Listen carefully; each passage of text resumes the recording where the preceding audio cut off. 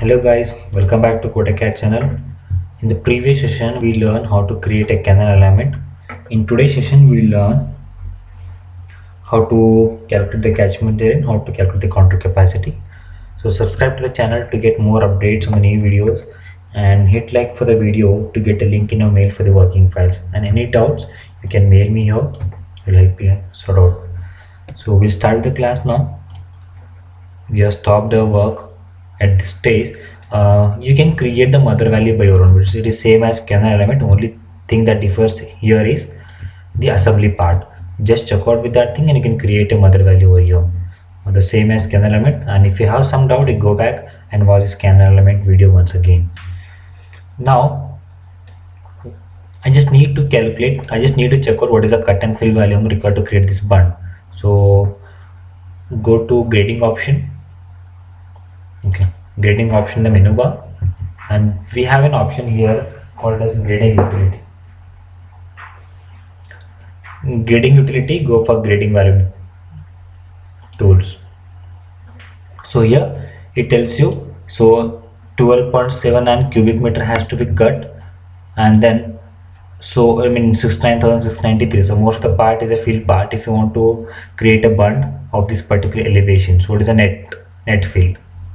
So now you want to reduce this by 1 meter. I just want to reduce this by 1 meter. What is the new value there?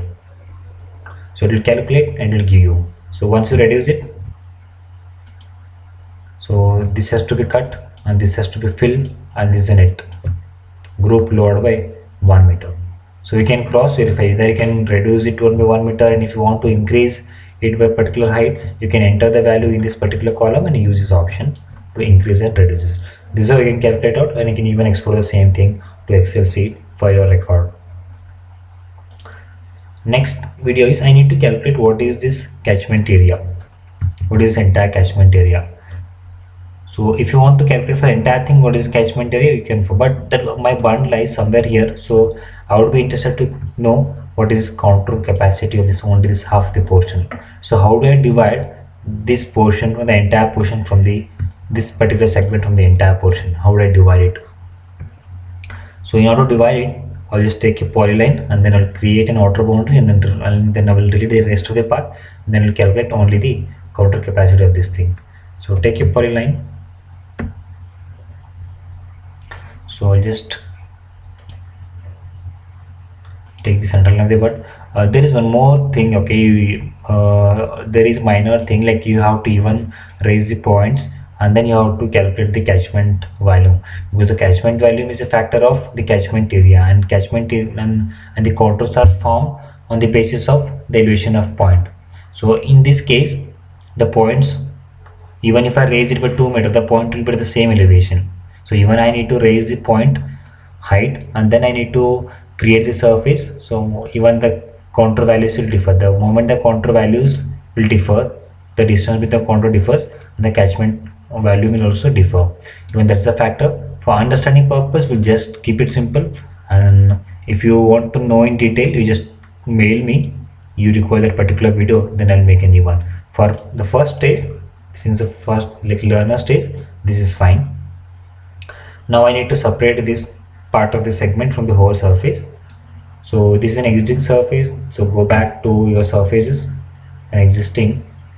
Then here we have an option called as boundary. So I will add a boundary to this particular segment and then I will separate it out from the whole part. So right click on that and go for add boundary. So this is my outer boundary or catchment area boundary. You can keep it. Then just click on the polyline option, then separate the rest. Now I just want to find what is this catchment and what is the volume.